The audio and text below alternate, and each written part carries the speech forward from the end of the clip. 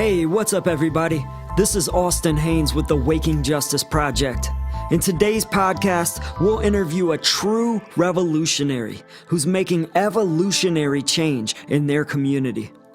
Resilient communities are the core building blocks of a just and sustainable global society. And the foundation of a resilient community is a just and sustainable local food economy. It's why the global revolution starts at home, at local farms and community gardens, at grocery co-ops and local food hubs, in your own garden, in your kitchen, and on your plate. The local food supply chain is the foundation of a self-reliant community, and resilient, self-reliant communities are the core building blocks of a just and sustainable new society, a new social system that will make this existing system of corruption obsolete. That is the revolution we seek. The real revolution is a strategic, non-violent revolution. It builds self-reliance and community resilience. The real revolution is a local revolt.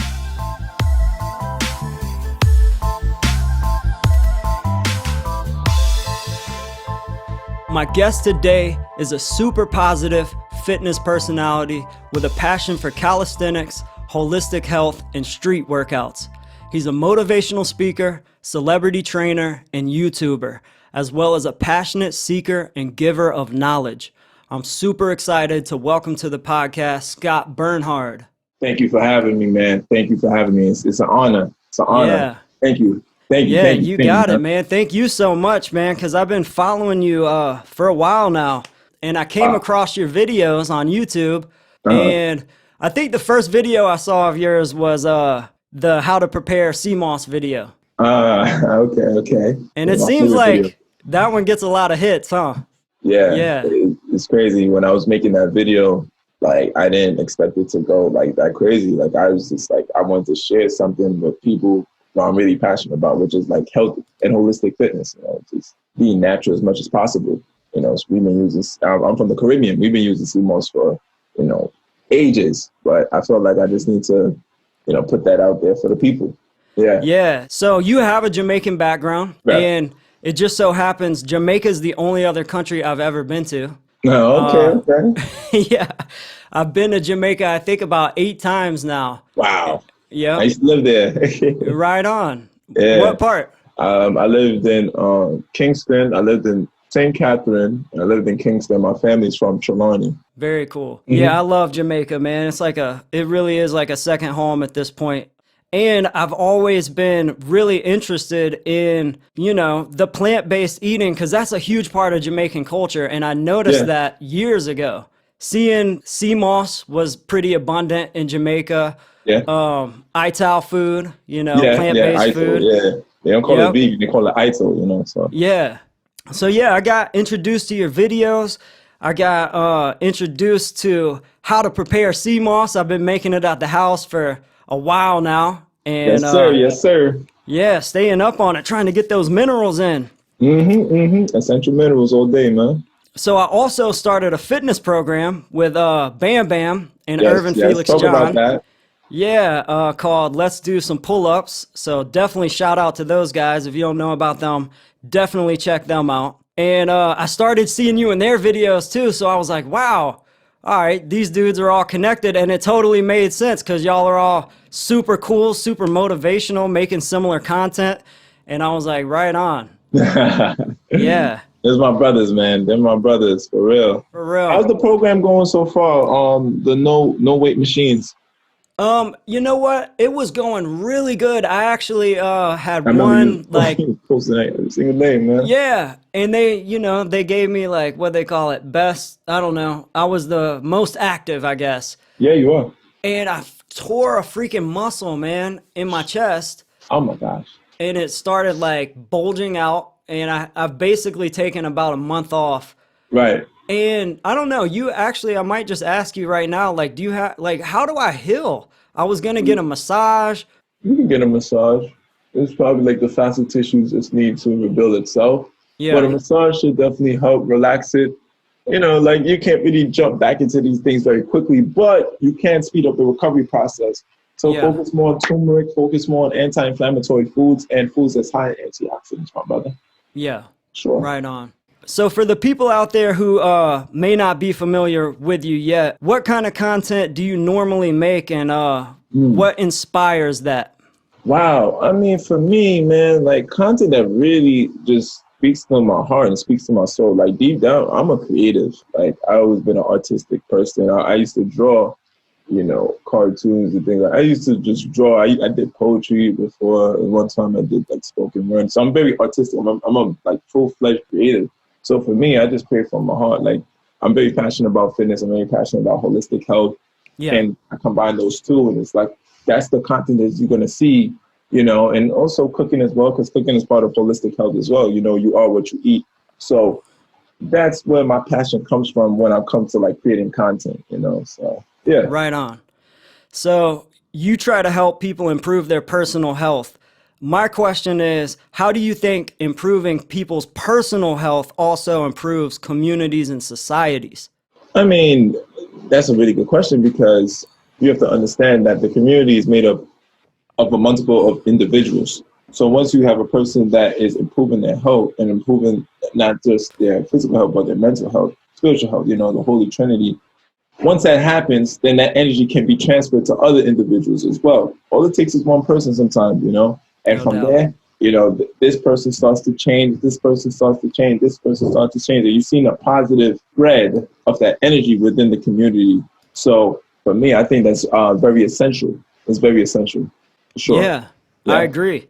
Yeah, I think you're exactly right about that. So that's your normal content, super motivational, inspiring, helping people grow their mind, body, and spirit, as you said. So recently, obviously, there's been a lot of unrest. I've been also watching you marching through the street of New York, right? New York. Yeah. So major cities right now, in response to George Floyd and multiple other people, like cities all over the U.S. right now are just going ham, as they should, because I feel like the consciousness level is rising in a new way. You know what I mean? Where it's like, it's not just one city now. It's not even just cities in the region or the country. It's like the world. Yeah, the world. So you recently made a video, and the video was called What's Going On in America, like really. And you were very passionate about saying what was on your mind and speaking truth to power, just giving your thoughts on the situation. So can you just tell everybody like why it's so important for people to express what's really going on as you did? Yeah, I feel like people need to come to reality, and people need to be realistic with themselves of what is actually going on, and to make a stand and say something about it. Because for me as a Black man, I know history. I look into history. I know what it is. I feel like you can't move forward until you know about your past. And then that is so true. And from what I read from history, like us as Black people, we've been going through so much oppression. So much oppression. It's like slavery. And then after the whole slavery, then come the Jim Crow laws, the burning down of Black Wall Street, Emmett Till, countless atrocities, the Tuskegee Airmen test, where they treated us like lab rats to test out syphilis. It's just so much atrocities when it comes to being Black. And I feel like now is the time to really rise up and really understand that we are doing what our ancestors wish they could have done, but because of the extreme oppression, because of the slavery, because of not just slavery in the physical, but also slavery within the mental, because that's how they did. They broke us down mentally and say, you know what, you are a slave and nothing more, nothing less. And from there, slavery was a way of survival. Yeah. You see what's going on. So one of the slaves try to run away, you catch him back, lashes, probably 1,000 lashes. People look at that from a psychological point of view, and it's like, whoa, I don't want that to happen to me. So I'ma just, I'ma stay in my place. Totally. And that kind of mentality is brought on to this day, where people do have this slavery mentality.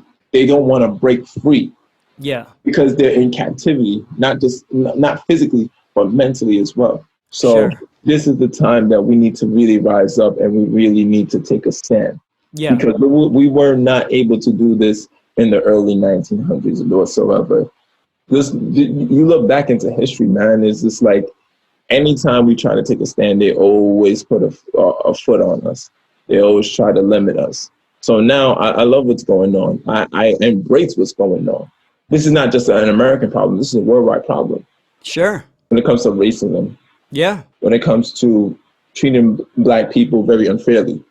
Can you elaborate on that actually? Because a lot of people, I don't think they really know like the history of the Caribbean in general. You know Yeah. what I mean? Like, I think a lot of people, if they see it in kind of like a shallow way, they might think, oh, well, like Jamaica is a black country, it's black led, it has a black president. Like, there's no white structural racism happening there. Mm. But the history of it says otherwise, right? With Yes. colonialism. Yes. And same for Cuba, same for Puerto Rico, Yeah. Dominican Republic, Haiti. All these countries share a very similar history when it comes to the colonial powers that be basically just taking over and spreading their culture and slavery and etc. So what's your thoughts? Well, you have to Let's understand get that. deep on it. You have to understand that the countries that you name are so-called in the West Indies, and the West Indies were named by a man named Christopher Columbus. He Yeah. thought that he was in India. He thought he was like in Yeah. the west side of India. Yep. But it's funny that, like, the West Indies is actually the South. it's the Southern Islands. Yeah. But somehow it became West Indies. And within the West Indies, there was extreme amount of colonialism, especially when it came to slavery, especially when it came to sugar cane, when it came to tobacco. The islands were rich in that. So what they did, they brought slaves from Africa, and they also brought slaves from the U.S. as well, too, because there were slave masters down there from the colonialists, and they were like, okay, I want to bring my slaves over here to work on this specific plantation and work on this specific area. Yeah. Now, yeah, Jamaica, black island, black country, whatever the case may be. Yeah. And Jamaica was colonized by the United Kingdom, which is England. So there always been a form of oppression when it came to most of these West Indian countries, especially Jamaica as well, especially when it came into politics as well. The people that were running for these so-called offices were white. Yep. I think they were mixed. I believe Norman Manley, Yeah. Michael Yeah. Manley, Some black ancestors. Yeah. So somewhere. But But they were also backed up from either the USA or they were backed up from the Soviet Union back in those days. It was the Soviet, it was Russia. The two superpowers of the world. Yeah, two superpowers of the world backed up, and it was looking for people to align with, people to form an alliance with. So what I'm trying to say is that there's not really a free black country out there. There's always some type of colonial aftermath. Like, look at Haiti. Like, Haiti was the first black country to be liberated from slavery. But you know why? Because Haiti rose up against slave masters. They literally had to kill slave masters to get their freedom. To this day, Haiti is one of the most impoverished countries. Because of that, right? Because of that. Because of that, yeah. The colonial powers that be still won't give them equality economically, And where'd you, just out of curiosity, where'd you learn that? Did they teach you that in school? Because they didn't teach me that in school. I had to learn that later in life by being my own researcher. You have to understand that the education that they teach in school is very much programmed. And if you want to seek knowledge, then you have to take the initiative to seek the knowledge for yourself. Yes, sir. That's what I did personally. I had to seek the knowledge for myself. And once I started to seek knowledge, and once I started to gain knowledge about this history in general, and also black excellence, like if you just find out that my lineage did not start from slavery. Slavery was just a part of it, a very unfortunate part of it, but my lineage didn't start from slavery. When I start to educate myself and I start to gain more knowledge within myself, then self-love began to increase within myself. You know, so like I said before, the educational system is very much programmed. It's like, okay, we want you to know this and only this. Well, it's good, like you said, that we understand the history. We have to understand the history. Yes, we do. To be able to move forward, and the whole history, like you said, because the history of Black people was not just the last 500 years of colonialism. Like, if you really think about it in the, you know, the grand scheme of time, basically, that was a small part of history. And unfortunately, though, we're still having to deal with it today. And I really like something that you said a little while back. You said we're doing what our ancestors wish they could have done. So I want to just say on the other side, because I grew up, you know, a white dude in the South.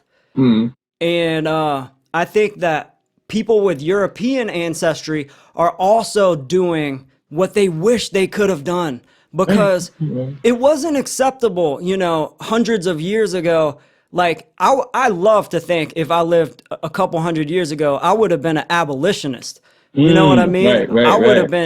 I would have been helping people get to Canada and get up north, and I would have been fighting slavery and this and that. And, you know, I have my own mixed ancestry as well that also has to do with the same type of things, people assimilating into culture to, you know, to have a better life and stuff like that.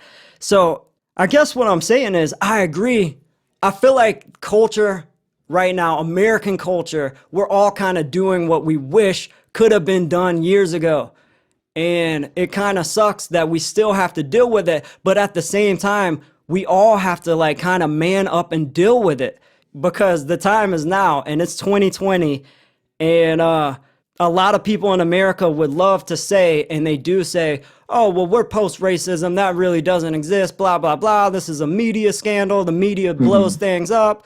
And it's like, no, why can't we just understand the history? You can't just say that it's over, it doesn't exist. Like, and now isn't the time to be dismissive. And I do feel like, thank God that a lot of the white community for the first time is starting to step up and understand that, like, that they have to step up right now as well. If you understand the history, Europeans created this problem.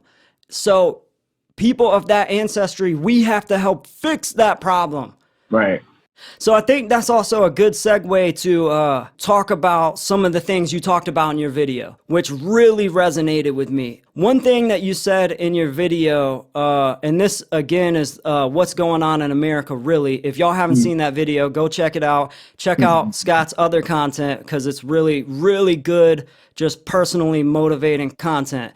But in this video in particular, you said, Black people, we love with love and compassion.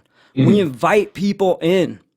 Hey, you're invited to the cookout. Hey, my brother, you're invited to the cookout. If anything, everybody is our brother. And that really resonated with me, because growing up where I come from, I've always been a guest at the cookout. You know what I mean? Like, I've always been very like invited into the culture. I've always felt a part of it. You know what I mean? And I'm really grateful for that. I'm so grateful for that, because it's a bridge built between like-minded people. You talked about that as well. You said hip hop culture was a bridge between white and Black people.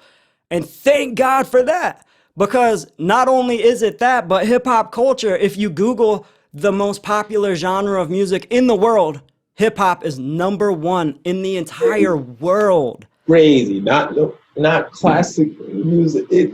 Man, go ahead.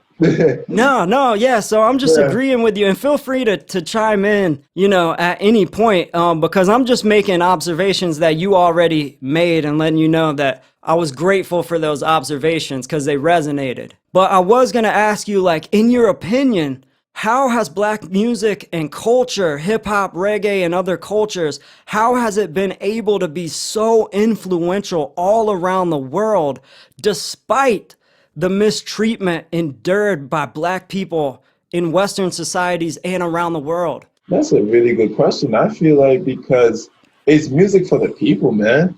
Yeah. It's music with soul. It's something that speaks to you spiritually, man. Like when you listen to reggae, when you listen to Bob Marley, you listen to Peter Tosh, you listen to Gregory Isaac, you listen to, I'm just speaking from a reggae standpoint. Yeah. It's soulful. Like, you listen to it, the lyrics, it speaks to you, even though you never have heard anything like this. You look at somebody like Bob Marley from a small island of Jamaica to make a global impact. Who doesn't know Bob Marley? Yeah. Yep. The point where making little national holidays like 420 and all that.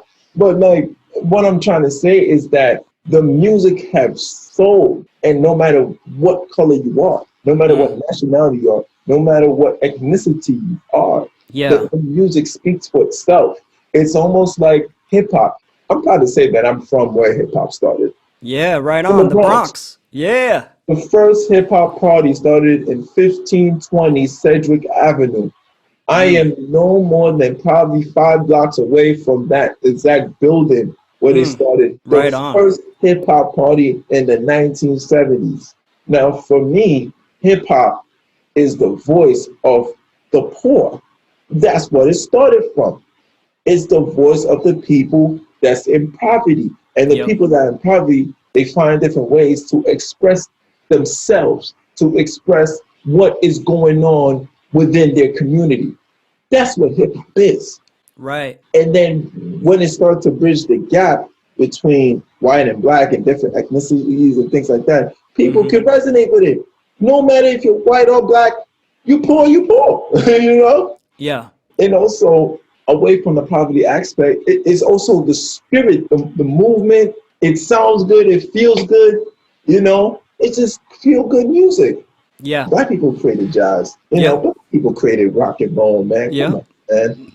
Know the history. Yes. Learn the history, respect the culture if you're going to be within the culture. Right on. All right, I got another question for you. This one is on the topic of police violence and structural racism. This one's a two-part question too. But basically, what do you think the demands of the movement should be? And how do you think like-minded whites and allies can be a part of that and help? I feel like they just have to be like-minded individuals, no matter if you're black or white or whatever the case may be. Equality is equality. We just need to come together and to figure out solutions. I'm going to be realistic with you. I don't see racism just ending like that. Racism is taught, man. So it's like, if a person, comes from a specific home and they are taught to hate black people, they're taught to hate other race and ethnicities, like, that's within them. Not to say that you can't change, but if you are taught something in the household, it's culture. So some people feel like racism is culture. Yeah. Some people feel like the Confederate flag is culture because, this is what my forefathers did. And it's going to take some time. But I love what the movement is going on right now, because this is not a USA problem. This is not an American problem. This is a worldwide problem. And people are tired. The world is tired. Yeah. I can't believe it. There's demonstrations going on in Japan. What? Japan, the UK. I'm not surprised about the UK because I already know how the UK system treats black people, especially black immigrants. But Japan, New Zealand, China, I'm not surprised because I already know how the Chinese treats black people, especially in this time of the whole pandemic. I don't know if you've seen, but they were dragging out random black people out of their homes that they paid for. But they were dragging out, black people, saying that we were the cause of the pandemic. What? Yeah, it's a lot. It's a lot, man. It's a lot. Jesus. It's a lot. Like I said before, I love the uprising because I never thought I'd see something like this. Never. Every time it's an uprising is in a different state. The Rodney King, that was LA, Ferguson, St. Louis. But now this is a worldwide uprising. And what I love about it too, people are slowly but surely starting to get penalized for their actions as far as when it comes to racism or bigotry. And I believe in the FGC, which is the fighting game community. Some people don't know I'm a gamer. Okay, right on. I love to play my games. So in the FGC, which is the fighting game community, there was this one guy, I'm not going to say his name, but let me give you an example. He went on Twitter and he said, LOL, look, and there was a meme that says, watermelon lives matter. Right, exactly. I shook my head too. And he was quickly penalized by his peers. And the end result of that was him getting banned from the FGC, which is the fighting game community. You can't joke about what is going on, especially when innocent people are losing their lives. So people are starting to get penalized. People are starting to get called out. And also, I'll sit back and I'm looking at people really starting to show their true colors. And I'm like, oh, okay, got it. Right. Yeah, it's almost like racism isn't as like covert as it was in the past. Like people who are prejudiced or racist or whatever you want to call it, they're like getting they're ready to just like oust themselves. Right. Which is like, I don't know what's up with that. I can't tell why they would think that's a good thing to do, but it's also better than having it hidden.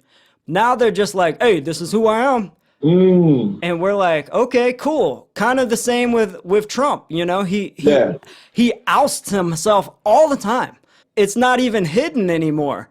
In that case, I feel like it's a good thing because we're getting to the point where it's like, hey, let's talk about it. You know, like, let's figure this shit out. Right. Let's not just sweep this under the rug and act like it doesn't exist when it clearly it does. You know, let's find a solution to the problem at what is at hand. It's going to take some time, but at least acknowledge it. You know? You know, since you've been marching a lot and kind of you've been in that scene in New York, do you know what like type of demands are being made as far as like, well, one thing we've been talking about with Wake and Justice a lot is kind of the box that the media puts us in as far as what we can do with the police. They refer to what we can do as defunding and abolishing, which kind of puts it in a box. Like they create these narratives. For one thing, we'll never abolish the police. And for them to use terms like that, it's like so counterproductive. And I think they know that, which is why they use those terms, because it'll turn so many people off. Right. And then even with defunding, it's like, I think they understand that we can only defund our way out of this so much. So one thing we've been talking about is like this idea of democratizing police, which is a different type of idea.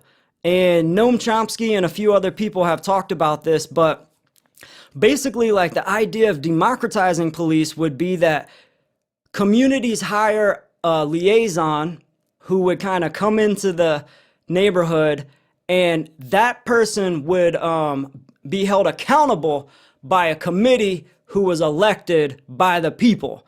And that committee would basically give that police liaison their tasks in the community, what they can and can't do.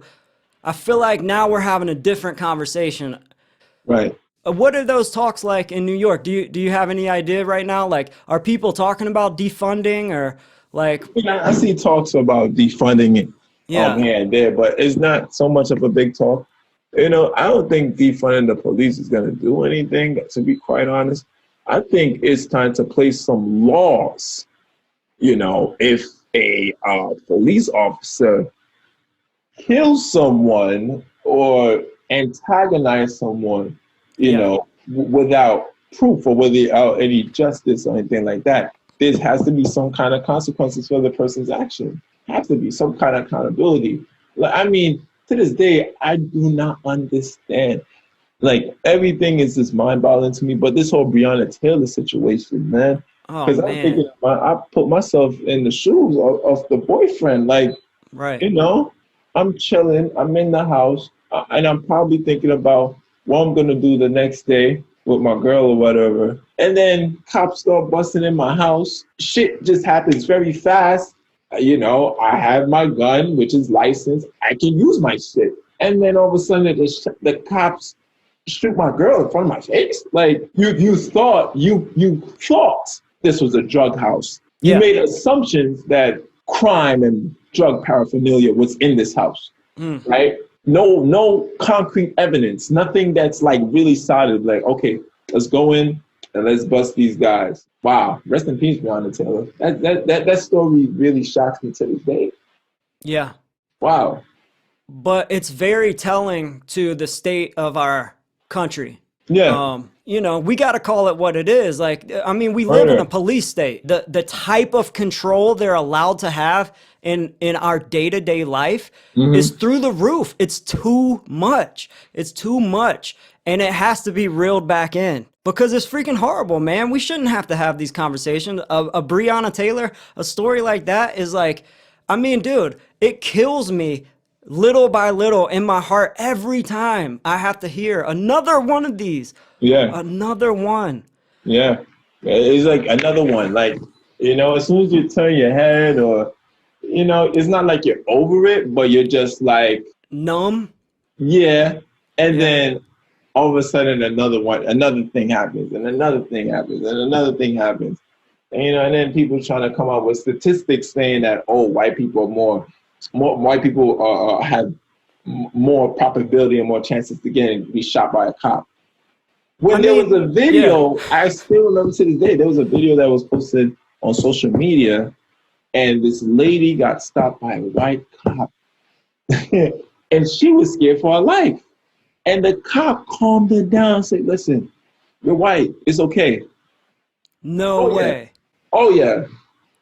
He got fired. He got fired for saying that. But oh my God. That is the blatant truth exposing itself. The cop literally told the lady, calm down. You're white. It's okay. I'm not going to do anything to you. Huh? Oh, yeah. Good Lord. Yeah, man. Yeah. So you can't deny that. The only reason people are trying to deny it is because of what we talked about earlier. They don't understand history. They don't understand colonialism and just like what has happened in all these countries in North and South America and the Caribbean. They don't understand it. Yeah. They just don't. And they see the world in a very limited way. And people like that, they love to say stuff like, whoa, look at Michael Jordan. Look how much money he has. There's black billionaires and blah, blah, blah. And it's like, okay, but you don't understand the umbrella of white supremacy that they have to live under. Right. They want to act oblivious to it. Exactly. And the thing is, they might be like, who knows? Like people like you and me, like we're seekers. You know what I mean? We dig. We want to know why. We want to understand the history, and the reason being is so that we can actually like move forward and progress. You know, it goes back to what you said about evolving your mind, body, and soul, right? Yeah. And that's why your content originally resonated so much, because I knew that's what you were doing. Yeah. Before you didn't even have to say that, but I knew you were just elevating people on those levels. So that kind of brings me to my last question. How do you think people in their own communities can get involved in not only promoting personal fitness and improving their diets, but how can they, by doing so, help their own community? So I want to put it on a personal level, right? Because we want to motivate people. It starts with you know what I mean? Like each one of us individually. Like I was saying before, you got to be example. You got to be the example, and then people's going to follow. That's how energy is. Energy cannot be destroyed. It can only be transferred. So if somebody out there in the community is putting out good energy, taking care of themselves, eating the right foods, being more spiritual, being more positive, then that can definitely impact the community in a whole itself. I take it for example. For me, I mean, I came from the Bronx, man. You know, I came from Highbridge. Yeah. And I must admit that I'm not going to change everybody within the community. Of course. But personally speaking, people always come up to me like, yo, Scott, like, you know, what you've been doing, like your skin is clearing up, you know, like there's an aura. There's a certain aura around a person that makes you become attracted to them. And you want to ask questions and you be like, wow, like there's a certain light or a certain aura. So if that person has that aura and they can continue to spread that kind of energy, then it will for sure benefit the community, you know, where people are more positive, people are more welcoming, people are more inclusive to find solutions to problems within the community. So I feel like there needs to be a more awareness when it comes to things like that, especially when it comes to health and fitness, when it comes to just overall health in general, man. We need to start drinking more water. We need to start reading more, researching more.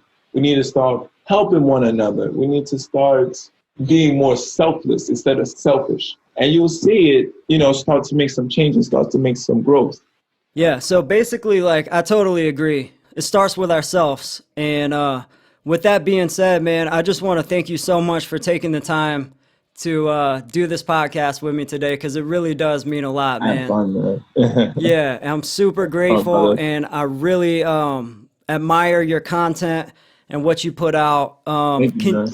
Yeah, you got it. Can you give the people your social media links and YouTube? Like, do all your shout outs for us. Yeah, for sure. So YouTube is simple. Just put Scott Burnhard. Yep. Also, Instagram is the same thing. Scott SCOTT _BURNHARD. I'm there. Right Facebook on. is Scott Burnhard, SCOTT BURNARD. So you can find me on Facebook as well. Twitter is Scott Burnhard. Yeah, and that's it. And also my email as well is coachscottbh@gmail.com. That's Coach Scott, COACHSCOTTBH@gmail.com. So yeah, if you want to send me an email or something like that, holler at me. Talk to me. You know somebody's cool as hell if they give you their personal email on a podcast. So that just shows you Scott is ready to help out in any way possible. So y'all heard it here. Thank y'all so much for joining us and listening to the whole podcast today. And thank you, Scott. It really does mean a lot, man. I appreciate it, bro. No, listen, man, it was definitely an honor. I appreciate you, my brother. You kind of inspired me. I think I'm going to shoot a video and edit today as well. That's good, man. That's what it's all about. That co-inspiration. Hey, what'd you say yesterday in the video? You said collaboration over competition. Over competition. That's it. Dude, I might have to use that in my day-to-day life. Yeah, that's a great motto right there. I love that. Austin, you are the man. Like, I was very excited to do this. Hey, thank you so much, bro. Yeah. Much respect. Much respect. All right, talk to you soon. Peace, right, brother. Man, salute. Yeah, peace.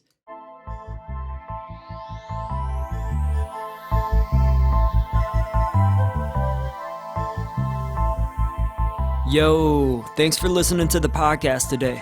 If you're currently involved in a local project that strengthens the links in your local food supply chain, we'd love to hear from you. You can email us at info@wakingjustice.org and tell us about your work. And if you want to learn more about local revolutionaries making evolutionary change in their communities, find us on your favorite podcast platform or head on over to wakingjustice.org to meet the team, check out more episodes, and learn more about the project. And to become a financial supporter of this podcast and to gain access to members-only content, visit patreon.com/wakingjustice. And remember, the real revolution builds self-reliance and community resilience. That's why the real revolution is a local revolt. You must be involved in the struggle for freedom and justice. If it's about love, if it's about justice is waking, justice is rising. Justice is waking, justice is rising. If it's about love, justice is rising. And it ain't just us, it's all of us. Justice is waking, justice is rising. And it ain't just us, it's all of us. If it's about love, may every soul unite. Tend the fire and let old coals relight. I'm a citizen of the world and we fight for the rights of everybody to live a truly free life. Red or yellow, black or white, left or right, gay or straight, human or animal, all life. Cause what matters is what is in common. If you know it, stand tall and keep dropping the knowledge. Justice is waking, justice is rising, and it ain't just us, it's all of us. If it's about love.